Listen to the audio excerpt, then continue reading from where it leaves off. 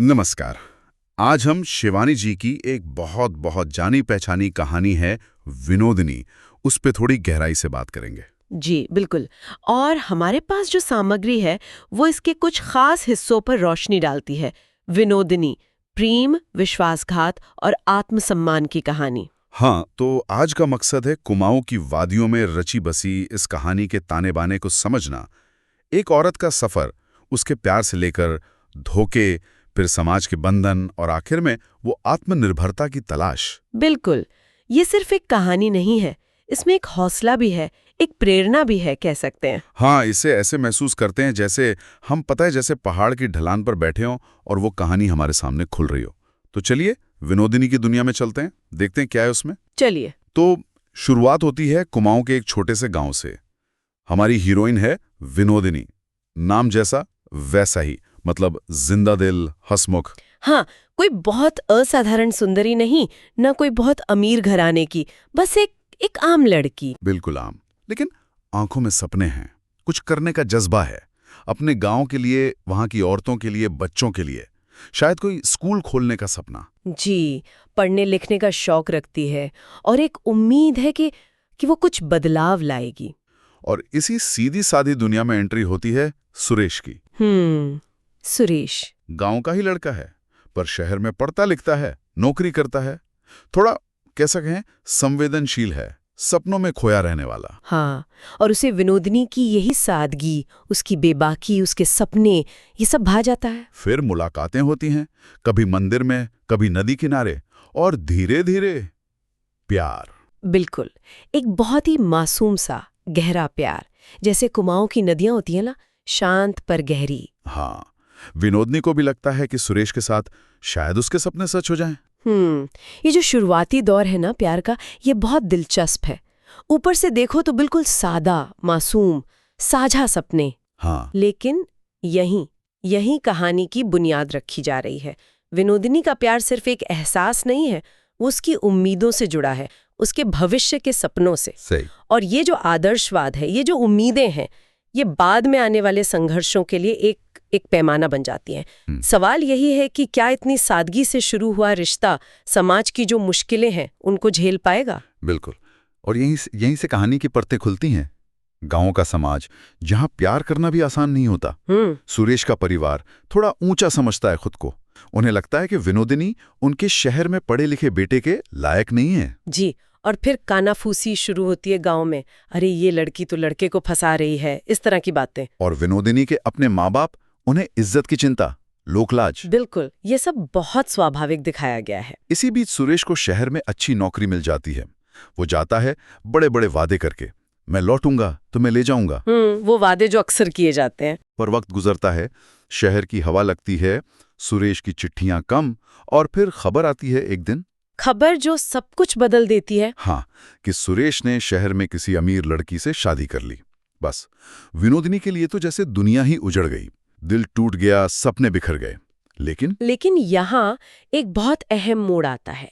ये सिर्फ दिल टूटना नहीं है, ये उस भरोसे का टूटना है जिस पर उसने शायद अपना भविष्य देखा था। सही कहा। समाज का दबाव, पैसों का अंतर, ये सब सुरेश के फैसले में दिखता है।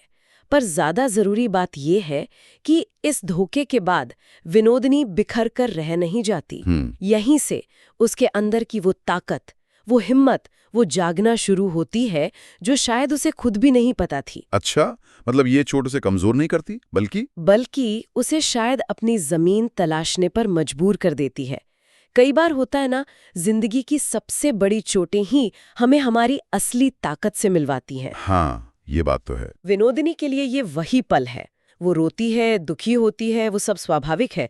लेकिन उसके बाद उसका ये तय करना कि नहीं, सपने नहीं मरने दूंगी, ये कहानी का एक निर्णायक मोड़ है। सही। तो सुरेश चला गया, अब विनोदिनी पर शादी का दबाव। हाँ, जाहिर है गांव में लड़की की उम्र हो रही है। परिवार वाले गांव के ही एक अधेड़ उम्र के विधुर व्यापारी हैं, उनका रिश्ता तय कर देते हैं। मजबूरी का रिश्ता। हाँ, समाज, परिवार, इज्जत, इन सब के नाम पर विनोदिनी को हाँ कहनी पड़ती है। शादी हो जाती है, पर यह शादी ये उसकी जिंदगी को और मुश्किल बना देती है। बिल्कुल, पति का मिजाज सख्त है। वो विनोदिनी को बस घर चलाने वाली एक चीज समझता है। उसके सपनों की, उसकी इच्छाओं की कोई कोई कदर नहीं। एक पल को लगता है कि बस अब विनोदिनी की कहानी खत्म, अंधेरा ही अंधेरा। लेकिन जैसा मैंने कहा, वो चिंगारी बुझी नहीं थी। हाँ, वो शायद दुनिया को दिखाने के लिए नहीं, पर खुद को जिंदा रखने के लिए चुपचाप घर के किसी कोने में गांव के कुछ बच्चों को पढ़ाना शुरू कर देती है। अच्छा, फिर कुछ औरतों को साथ लेती है, उन्हें सिलाई कढ़ाई सिखाना शुरू करती है, बहुत छोटे स्केल पर, लेकिन ये उसका अपना रास्ता है, उसकी अपनी कोशिश। ये वाला हिस्सा बड़ा मार्मिक है। एक तरफ वो घुटन भरा रिश्ता, हाँ, जहां उसकी पहचान को दबाया जा रहा है, हाँ, और दूसरी तरफ ये छोटे छोटे कदम अपनी पहचान, अपने मकसद को बचाने के लिए। ये दिखाता है कि आत्मसम्मान की लड़ाई हमेशा बड़े विद्रोह से नहीं होती। बिल्कुल। ये शांत लगातार कोशिशें, ये भी उतनी ही ताकतवर हो सकती हैं। ये उसकी हार न मानने की जिद है असल में। और फिर कई साल बीत जाते हैं और कहानी में एक ऐसा मोड़ आता है जो सब कुछ पलट सकता था। सुरेश लौट आता है। हाँ, सुरेश लौटता है, लेकिन ये वो पहले वाला सुरेश नहीं है। शहर की ठोकरें खाई हुई हैं, सगाई टूट चुकी है, एक हारा हुआ टूटा हुआ इंसान। वो विनोदिनी से मिलता है, माफी मांगता है, कहता है कि उसने बहुत बड़ी गलती की, वो उसे वापस पाना चाहता है। ये वो पल है जहां पाठक या सुनने वाला सोचता है क्या होगा, क्या विनोदिनी पिघल जाएगी, पुराना प्यार? हाँ, क्या वो फिर जाग उठेगा? और यहीं विनोदिनी का बदला हुआ रूप सामने आता है, जो जिंदगी ने उसे सिखाया है। वो अब उसकी बातों में झलकता है, उसके फैसले में। क्या कहती है वो? वो सुरेश को देखती है, शायद मन में थोड़ी दया भी आती हो, पर वो कहती है, सुरेश, तुमने मुझे छोड़ा था, पर मैंने अपनी हंसी और अपने सपनों को नहीं छोड़ा। वाह, ये तो बहुत ही शक्तिशाली बात कह दी उसने। है ना? वो उसे माफ कर देती है, मन में कड़वाहट नहीं रखती, लेकिन उसके साथ जाने से साफ इनकार कर देती है, मना कर देती है। हाँ, कहती है कि उसकी जिम्मेदारियां अब अलग हैं, उसकी जिंदगी आगे बढ़ चुकी है। ये फैसला लेना कितना मुश्किल रहा होगा उसके लिए। मुश्किल तो यकीनन रहा होगा। अतीत का एक खिंचाव तो होता ही है, लेकिन उसका ये इनकार, ये सिर्फ सुरेश को मना करना नहीं है, ये उसके अपने आत्मसम्मान की जीत है। अच्छा। उसने माफी भी, लेकिन अपने आज को चुना, अपनी गरिमा को चुना। ये दिखाता है कि वो भावनात्मक रूप से कितनी मजबूत हो चुकी है। और ये सवाल भी तो खड़ा होता है कि क्या माफी का मतलब हमेशा ये होता है कि आप वहीं लौट जाएं जहां से रिश्ता टूटा था? बिल्कुल, विनोदिनी का जवाब साफ है, नहीं। इस फैसले के बाद विनोदिनी जैसे और ताकत से अपने काम में जुट जाती है। वो जो छोटा सा काम शुरू किया था ना, बच्चों को पढ़ाना, औरतों को सिखाना, हाँ, वो अब आकार लेने लगता है। वो अपनी मेहनत से गांव में एक छोटा सा स्कूल जैसा खड़ा कर लेती है, बच्चों को पढ़ाती है, औरतों को हुनर सिखाती है, आत्मनिर्भर बनाने का काम और तेजी से करती है। अपने सपनों को एक नए तरीके से जी रही है वो। हाँ, और इसी वक्त उसकी जिंदगी में एक और किरदार आता है, महेंद्र। जी, महेंद्र गांव का ही है, सीधा सादा मेहनती आदमी जो विनोदिनी की हिम्मत की, उसके काम की बहुत इज्जत करता है। और वो विनोदिनी से शादी करना चाहता है। का अतीत, दूसरी तरफ महेंद्र का भविष्य का प्रस्ताव। लेकिन विनोदिनी अब शायद इन पारंपरिक रिश्तों के दायरों से ऊपर उठ चुकी है। हाँ, ऐसा लगता है। वो महेंद्र की इज्जत करती है, उसे एक अच्छा साथी, एक सहयोगी मानती है, पर शादी के लिए तैयार नहीं होती। वो उसे दोस्त बना लेती है, पर पत्नी नहीं बनती। और महेंद्र की अच्छाई देखिए, वो भी इसे स्वीकार करता है। ये बहुत महत्वपूर्ण बात है। वो जोर नहीं डालता, बल्कि एक सच्चे साथी की तरह उसके काम में उसका हाथ बटाता है। ये रिश्ता अपने आप में कितना अलग और परिपक्व है। बिल्कुल, ये पहलू दिखाता है कि जीवन में सार्थकता या भावनात्मक जुड़ाव सिर्फ पति पत्नी के रिश्ते से ही नहीं मिलते। सही कहा।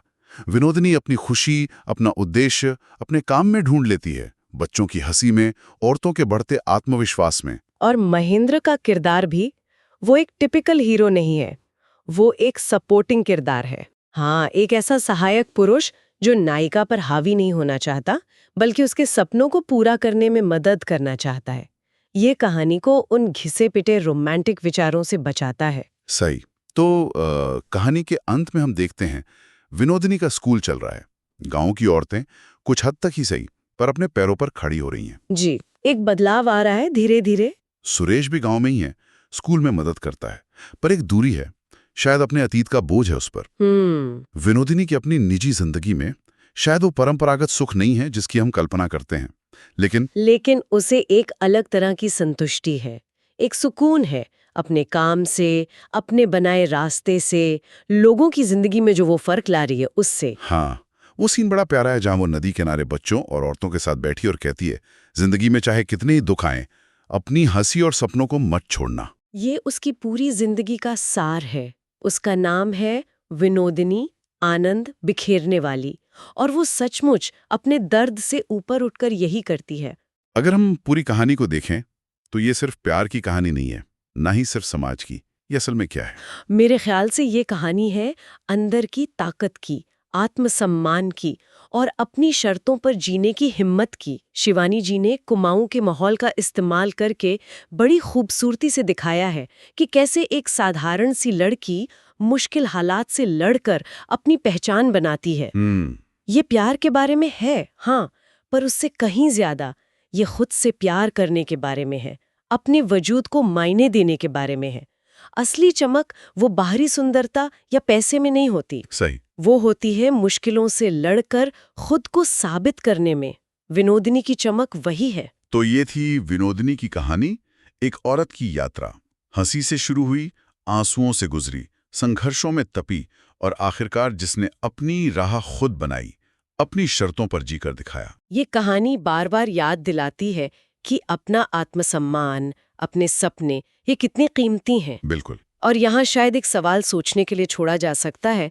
विनोदिनी की कहानी ये भी तो दिखाती है कि जिंदगी में खुशी या सार्थकता हमेशा समाज के बनाए रास्तों पर चलकर ही मिले, ये जरूरी नहीं। अच्छा पॉइंट है। क्या पूर्णता का मतलब हर किसी के लिए एक जैसा होता है? शायद नहीं। विनोदिनी ने अपनी पूर्णता अपने काम में पाई, अपनी आजादी में पाई। क्या ये अपने आप में एक भरपूर जीवन नहीं है? ये सोचने वाली बात है। जिन्होंने ये उपन्यास नहीं पढ़ा है उनसे हम तो यही कहेंगे कि जरूर पढ़ें और विनोदिनी के इस जज्बे को, उसकी इस यात्रा को महसूस करें। बिल्कुल, पढ़ने लायक कहानी है।